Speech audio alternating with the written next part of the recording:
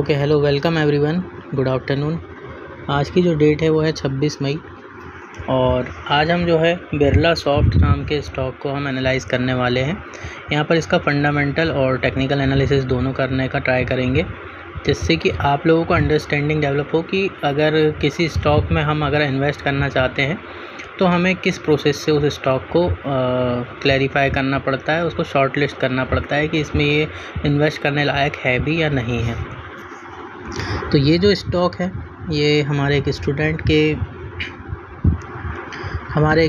के यहाँ पर बोलने पर इसको एनालाइज़ किया जा रहा है। तो अभी यहाँ पर स्टार्ट करेंगे वीडियो को।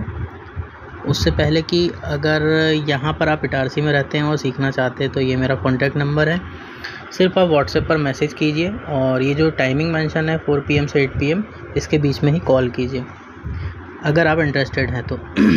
ओके, तो अगर आप भी कोई स्टॉक एनालाइज़ कराना चाहते हैं तो व्हाट्सएप पर मैसेज कीजिए, मैं ट्राई करूँगा कि उसको एनालाइज़ करके दूँ। ओके गाइस, तो ये है बिरला सॉफ्ट, यहाँ देख सकते हैं BSSOFT लिखा है। ये इसका 1 मंथ का चार्ट यहाँ पर ओपन है। यहाँ पर हम इस चार्ट में देखें तो जहाँ से बाइंग स्विंग का क्रिएशन स्टार्ट हुआ था मार्केट में, इसके बाद जो है मार्केट यहाँ पर 61% तक के रिट्रेस कर चुका है और उसके बाद यहाँ पर एक सपोर्ट एक्टिविटी को शो कर रहा है। तो यहाँ पर अभी स्टॉक जो है आफ्टर द सेलिंग स्विंग यहाँ पर फर्स्ट टाइम यहाँ पर बाइंग को यहाँ पर शोकास्ट कर रहा है। अब चलिए इसको 1 वीक के चार्ट में देख लिया जाए। ओके, तो ये 1 वीक का चार्ट हमारे सामने ओपन है। तो यहाँ पर मार्केट कंटिन्यूसली लोअर हाइस का फॉर्मेशन करते हुए नीचे आ रहा था और उसके बाद फर्स्ट टाइम यहाँ पर इसने जो अपना हाई है, रेजिस्टेंस है, इसको यहाँ पर क्रॉस किया है। तो क्या ये स्टॉक बुलिश हो चुका है? The answer is no. यहाँ पर अभी भी स्टॉक बुलिश नहीं हुआ है। ये वीकली टाइम फ्रेम है और यहाँ पर मार्केट में ये है कि बायर्स ने अपनी स्ट्रेंथ को शो किया है कि इस सपोर्ट के आसपास हम हैं। यहाँ पर एक बाइंग स्विंग के क्रिएशन के कंप्लीशन के बाद एक रिट्रेसमेंट देखने को मिलेगा। अगर वो रिट्रेसमेंट के बाद अगेन बायर्स जो हैं इस रेजिस्टेंस को यहाँ पर ब्रेक करके सस्टेन करते हैं, तभी इस स्टॉक में इन्वेस्टमेंट के लिए 50% का इनपुट यहाँ पर किया जा सकता है। ये ओके, तो ये आ गई डेली टाइम फ्रेम। इसका एनालिसिस से पहले ये सारे जो एनालिसिस है ये सिर्फ स्टडी पर्पस के लिए है। आपको अगर इन्वेस्टमेंट करना है तो आप खुद अपनी स्टडी कीजिए और या तो अपने फाइनेंशियल एडवाइज़र से कांटेक्ट कीजिए। तो ये सिर्फ स्टडी पर्पस के लिए, आप देख सकते हैं स्टॉक कैसे मूव करता है। इसके बाद ये डेली टाइम फ्रेम लगाई गई है जहाँ पर मार्केट कंटिन्यूसली बाइंग स्विंग को शो कर रहा है और अभी यहाँ पर जो है यहाँ पर अगेन लोअर हाइस का है, बट हाई यहाँ पर क्रॉस नहीं हुए हैं। ओके, तो अगेन मंथली टाइम फ्रेम पर है यहाँ पर हम। अगर कोई स्टॉक को अगर हेल्दी रिट्रेसमेंट माना जाता है तो वो होता है 38% to 50% का रिट्रेसमेंट यहाँ पर माना जाता है। यहाँ पर जो है मार्केट 61.8% से जाकर के सपोर्ट एक्टिविटी ले रहा है और यहाँ पर भी अभी भी कंफर्मेशन नहीं है। यहाँ पर मैं बताऊँगा अगर स्टॉक मूव कर सकता है तो किस तरह से मूव करेगा।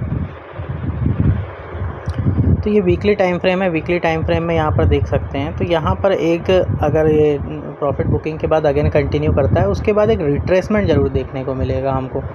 रिट्रेसमेंट के बाद मार्केट कैसा रिएक्ट करता है, अगेन यहाँ पर सेल होता है या रेंज में सस्टेन करता है। अभी मार्केट जो है एक रेंज में है। ओके, तो यहाँ पर हम ज़ीरोधा ब्रोकर पे आ चुके हैं। यहाँ पर चार्ट ओपन है तो यहाँ पर देख सकते हैं ये कंटिन्यूसली जो बाइंग स्विंग था इसका मार्केट 61 रिट्रेसमेंट पे सपोर्ट ले रहा है। अब यहाँ पर जनरली क्या होता है कि फर्स्ट पुल बैक में कभी भी बाइंग एक्टिविटी को नहीं किया जाता है। यहाँ से अगर स्टॉक को मूव करना भी है तो किस तरह से करेगा, मैं थोड़ा सा यहाँ पर प्राइस एक्शन ड्रॉ करके बताऊँगा ताकि यहाँ पर एक अंडरस्टैंडिंग डेवलप हो। यहाँ पर जो है इस तरह से यहाँ जहाँ तक भी मार्केट जाए, जहाँ से रेजिस्टेंस ले, इसके बाद एक यहाँ पर पुल बैक देखने को मिलेगा मंथली में भी। तो मार्केट अगर यहाँ पर आया है 61% से, तो यहाँ से यहाँ पर एक पुल बैक देखने को मिलेगा। इसके बाद अगेन अगर यहाँ पर ये वाले हाइज जहाँ से रेजिस्टेंस लेगा इसको क्रॉस करते हुए ऊपर की तरफ क्लोजिंग करता है मार्केट, तो ही यहाँ पर अपसाइड का मूवमेंट देखने को मिल सकता है। अगर मैं यहाँ पर वीकली टाइम फ्रेम में आ जाऊँ तो यहाँ पर देख सकते हैं कंटिन्यूसली जो मार्केट है 5 वीक से कंटिन्यूसली मार्केट यहाँ पर अपसाइड में यहाँ पर मूव कर रहा है। जैसे ही यहाँ पर एक नेगेटिविटी आपको देखने को मिलेगी बायर्स को, यहाँ पर उसके बाद एक प्रॉफिट बुकिंग देखने को मिल सकती है। उसके बाद जो है यहाँ पर रेजिस्टेंस जो लेवल था प्रीवियस, उसको मार्केट यहाँ पर निकाल चुका है और यहाँ पर फर्दर सेकंड रेजिस्टेंस की तरफ यहाँ पर मूव कर रहा है। तो ये वाले रेजिस्टेंस को अप्रोच करते हुए मार्केट ये वाले रेजिस्टेंस की तरफ मूव कर रहा है। यहीं कहीं से जो है सेलिंग यहाँ पर प्रॉफिट बुकिंग देखने को मिल सकती है। तो यहाँ पर अभी अगर कोई बाय करेगा तो वो गलत कहलाएगा, क्योंकि यहाँ पर अगर बाय करता है कोई तो उसका स्टॉप लॉस हो जाएगा जा कर के 250 रुपये, 250 रुपये का एसएल रहेगा। तो यहाँ रिस्क रिवॉर्ड इतना अच्छा मेंटेन नहीं होगा और ये करेक्ट एंट्री पॉइंट है भी नहीं। मार्केट का जो स्टॉक है ये पूरा सेलिंग में था, तो यहाँ से बाइंग में जाने के लिए कुछ इस तरह से प्राइस एक्शन होगा। यहाँ पर इसको डिलीट करता हूँ।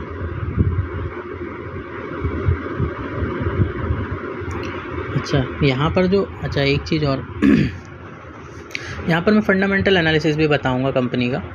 तो यहाँ पर जो 61.8% का रिट्रेसमेंट किया है मार्केट ने, तो जो वीकनेस शो करी है इस स्टॉक को, अगर ये स्ट्रॉन्ग होता तो 50% से ही यहाँ पर घूम जाना चाहिए था। तो क्या ये वीकनेस हमको बैलेंस शीट में देखने को मिलेगी? बिल्कुल मिलेगी। तो चलिए अब कंपनी के बैलेंस शीट पर चलते हैं। ओके, तो ये आ गया है बिरला सॉफ्ट का यहाँ पर अपने पास स्क्रीनर पे है। स्क्रीनर एक वेबसाइट है जहाँ पर आप बैलेंस शीट और फंडामेंटल्स को एनालाइज कर सकते हैं अच्छे तरीके से। तो ये बिरला सॉफ्ट है, इसकी जो वेबसाइट है अभी वो भी दिखाएंगे। इनका बिजनेस देख लेते हैं। Birla soft is engage in the computer programming consultancies in and related activities. It provide software development and IT consulting. तो ये IT सॉल्यूशंस की कंपनी है जो कि यहाँ पर हमको सॉफ्टवेयर डेवलपमेंट का मतलब बिज़नेस प्रोवाइड करती है। यहाँ पर कंपनी का डेट टू इक्विटी देखेंगे तो 0.04 है, जो कि बहुत अच्छी बात है कि यहाँ पर ये डेट में नहीं है। प्रीवियस प्रॉफिट देखेंगे तो 352 करोड़ है। यहाँ पर ROCE देखेंगे तो 17% है, जो 15% से ऊपर है तो गुड इनफ है। पर क्या यहीं पर सारा हो जाता? प्रमोटर होल्डिंग देख लेंगे तो ये भी 41% है, तो ठीक है। यहाँ पर मतलब इतनी ज़्यादा नहीं है, लेकिन यहाँ पर 50% से ऊपर रहता तो अच्छा रहता। तो प्रमोटर होल्डिंग यहाँ 50% नहीं है, पहला पॉइंट आएगा। ओके अब यहाँ पर पीयर कंपैरिजन में आ जाते हैं। तो इसकी पीयर कंपनीज जो है यहाँ पर Tata Elxsi, L&T technology, Persistent, Mphasis, Oracle, PB fintech और ये सब कुछ हैं। तो ये सबसे ज़्यादा कम फंड वाली है। यहाँ पर 9,432 करोड़ का फंड है। बाकी सब इसके जो पीयर हैं यहाँ पर सबसे कम फंड इसी के पास है। बाकी सबके पास जो टॉप है कंपनी का उसके पास 46,600 करोड़ का फंड है। अब आ जाते हैं क्वार्टरली रिजल्ट पे, जहाँ से कंपनी का पता चलेगा आपको कि 61% पे क्यों रिट्रेस किया है यहाँ पर। तो मार्च 2022 का प्रॉफिट देख सकते हैं, ये है 1,101 करोड़ का, और मार्च 2023 में देखेंगे तो 1,226 करोड़ का। इसके बाद थोड़ा सा और नीचे आते हैं तो यहाँ पर इसका नेट प्रॉफिट में आ जाते हैं। तो नेट प्रॉफिट जो है यहाँ पर कंपनी का 321 करोड़ से 464 करोड़ यहाँ पर, लेकिन यहाँ मार्च 2023 में आकर के ये 332 करोड़ हो जाता है। तो मार्च 2022 में जो ऑपरेटिंग प्रॉफिट है वो नेट प्रॉफिट है 464 करोड़ से सीधे 100 करोड़ के अप्रॉक्स या 120 करोड़ के अप्रॉक्स से डिक्रीज़ हो जाता है यहाँ पर। और यहाँ पर भी अगर देखने को मिलेंगे जो हमारा क्वार्टरली रिज़ल्ट था, ये कहाँ गया net profit. Okay, net profit भी देखेंगे तो मार्च 2022 में 133 करोड़ का है हमारा, और मार्च 2023 में जाकर के ये 112 करोड़ है। तो यहाँ पर लगभग 20 करोड़ का प्रॉफिट डिक्रीज़ हो चुका है इस कंपनी का। तो इसीलिए जो है यहाँ पर आप कितना भी बैलेंस शीट फंडामेंटल एनालिसिस कर लो, ओवरऑल जो होना है प्राइस में जाके दिख जाता है। तो जैसे ही मार्केट 50% से नीचे ट्रेड करने लगा तो यहाँ पर प्राइस ने वीकनेस शो करी। वो इसलिए शो करी क्योंकि कंपनी के फंडामेंटल्स ही यहाँ पर बिगड़ने लगे हैं। यहाँ पर जो प्रॉफिट है उनका 20 करोड़ से एक क्वार्टर में गिरने लगा है। कैश फ्लो में आ जाते हैं तो एक बार इनका मार्च 2019 में नेगेटिव कैश फ्लो आया है, जो कि ख़राब बात है। किसी स्टॉक का कैश फ्लो नेगेटिव नहीं होना चाहिए। इसके बाद अभी यहाँ पर कैश फ्लो जो है शार्पली फॉल हुआ। मार्च 2022 में इनका कैश फ्लो 50% से फॉल हुआ और अगेन यहाँ गेन किया। तो ये कंपनी अभी फ़िलहाल ठीक नहीं है, ये मेरे व्यूज़ हैं। इसके बाद यहाँ पर आ जाते हैं प्रमोटर्स। तो 40% होल्डिंग से यहाँ पर आ गए हैं 41%। 1% का प्रमोटर होल्डिंग बढ़ा है, जो कि नोटिसेबल चेंज नहीं है। और FIS DIS पब्लिक होल्डिंग यहाँ पर FIS DIS से तो ज़्यादा है। तो ये स्टॉक किसी भी कंपैरिजन में एक अच्छा स्टॉक नहीं है। सबसे पहली चीज़ कि ये पीयर्स में सबसे कम कैपिटल फंड वाला स्टॉक है। दूसरा, इसका क्वार्टरली रिजल्ट में देखें तो इसका प्रॉफिट यहाँ पर नीचे आ चुका है। इसके बाद जो पब्लिक होल्डिंग है यहाँ पर DIS से भी ज़्यादा है, तो ये एक और नेगेटिव पॉइंट है यहाँ पर। तो ये शार्प फॉल वाले स्टॉक होते हैं। इसके बाद एक बार कैश फ्लो नेगेटिव हो चुका है। और यहाँ पर देखेंगे तो नेट प्रॉफिट भी यहाँ पर कंपनी का डिक्रीज़ हो गया है 464 करोड़ से 332 करोड़। क्वार्टरली रिजल्ट में भी नेगेटिव प्रॉफिट है। इसके बाद पीयर्स में सबसे नीचे है, ये तो बता दिया है। इसके बाद यहाँ पर देखेंगे प्रमोटर होल्डिंग अप्रॉक्सीमेटली 50% से ऊपर होना चाहिए। प्रमोटर होल्डिंग ये होता है कि उसके जो मतलब मेन इन्वेस्टर हैं, प्रमोटर्स हैं उस स्टॉक के, या जिनके मेन पैसा है, उनकी होल्डिंग ये प्लेज करके यहाँ पर कुछ भी काम करते रहते हैं और बिज़नेस को एक्सपेंड करने का। तो प्रमोटर होल्डिंग जो है कम से कम 50% से ऊपर हमारी होनी चाहिए। अब आ जाते हैं अगेन यहाँ टेक्निकल्स पे। ओके, तो यहाँ पर देख सकते हैं कि यहाँ पर वीकली में यहाँ पर जो है, अच्छा ये लाइन कौन सी लगी हुई है, तो ये 5 EMA की लाइन लगी हुई है। ये जस्ट ये है कि 5 EMA का मतलब ये होता है कि प्रीवियस 5 जो कैंडल्स है, जो भी टाइम फ्रेम हो, उसका ऑन एन एवरेज में कहाँ उससे ऊपर चल रहा है नीचे चल रहा है प्राइस, जस्ट ये शो करने के लिए। और कोई भी इंडिकेटर नहीं है, इसको भी चाहे तो डिलीट कर सकते हैं। कोई भी इंडिकेटर आपको यूज़ नहीं करना चाहिए कभी भी। ओके, तो यहाँ फिबोनाची भी डिलीट हो गया है उस चक्कर में। तो यहाँ डेली टाइम फ्रेम में आ जाते हैं। डेली टाइम फ्रेम में मार्केट कंटिन्यूसली गैप अप हो के यहाँ पर चला गया है।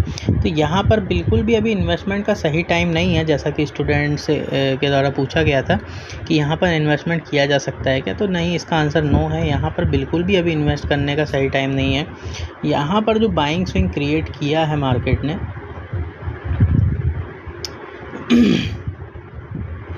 यहाँ पर जो बाइंग स्विंग मार्केट ने क्रिएट किया है ये वाला, इसको यहाँ प्राइस एक्शन बनाने दीजिए, यहाँ से इसको रिट्रेस करने दीजिए। फिर देखिए 50% से ज़्यादा हो रहा है क्या, इसके बाद प्राइस सस्टेन कर रहा है क्या। मंथली टाइम फ्रेम में लगभग 2 महीने ये मान के चलिए कि प्राइस को सस्टेन करने में और टाइम लग सकता है यहाँ पर। तो अभी ये फंडामेंटली भी वीक स्टॉक है, और जो है फंडामेंटली भी वीक स्टॉक है ये, और आज इसमें ट्रेड नहीं करना चाहिए अभी फ़िलहाल में। यहाँ पर मंथली में अगर हैं तो मंथली में फॉलो होने दीजिए, और कम से कम 1 क्वार्टर का वेट कीजिए इसमें कि इसके कम से कम रिज़ल्ट में कुछ सुधार हो। जो कि 20 करोड़ का लॉस हुआ है कंपनी को, तो क्यों हुआ है इसमें कुछ अंदर जाके देखना पड़ेगा कि हाँ क्यों लॉस हुआ है। बट ये है कि टेक्निकल्स ने हमको पहले ही बताया कि हाँ कंपनी में वीकनेस आ गई है, और हमने जा कर के यहाँ पर रिज़ल्ट देखे इसके। यहाँ पर क्वार्टरली लॉस 20 करोड़ है और ईयरली लॉस लगभग 120 करोड़ है। तो इस स्टॉक से अभी फ़िलहाल में दूर रहना चाहिए, और कभी भी मार्केट जो सेक्टर का लीडिंग स्टॉक है उसमें अपॉर्चुनिटी देखनी चाहिए इन्वेस्ट करने की, ना कि जो सबसे नीचे का स्टॉक है। इसका देखिए फंड उनके कंपैरिजन में ही नहीं है, वो कहाँ 46,000 करोड़, कहाँ 9,000 करोड़। उनका जो 25% का जो फंड है वो उसका टोटल फंड है, कहाँ सस्टेन कर पाएगा। ओके, तो ये इसका एनालिसिस बिरला सॉफ्ट का यहाँ पर ख़त्म होता है। यहाँ पर अगर कोई भी क्वेश्चन है तो बताइए, और ये डिस्क्लेमर है कि ये वीडियो देख के जाके इन्वेस्ट नहीं कर लेना है। अपने फाइनेंशियल एडवाइज़र्स पूछिए और स्टॉक को एनालाइज करना सीखिए। अगर आप इटारसी में रहते हैं और ऑफलाइन बैच ज्वाइन करके में सीखना चाहते हैं तो ये कॉन्टैक्ट डिटेल्स है, आप कॉन्टैक्ट कर सकते हैं। तो अभी के लिए बिरला सॉफ्ट का एनालिसिस यहीं ख़त्म होता है। अगर कुछ डाउट है तो कमेंट करके पूछिए।